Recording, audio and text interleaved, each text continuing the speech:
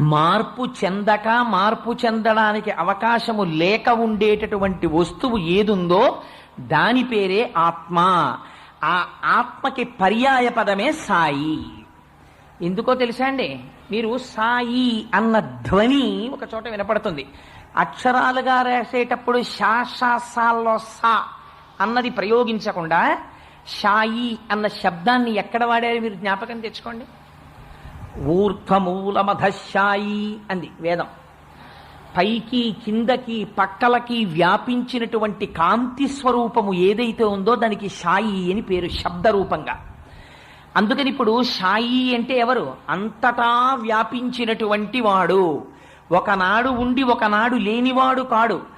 ఎప్పుడూ కాలమునకు దేశమునకు లొంగనివాడై సర్వకాలముల యందు సర్వత్ర వ్యాపించిన వాడెవడున్నారో వారికి షాయి అని పేరు. మీరు మరొక రకంగా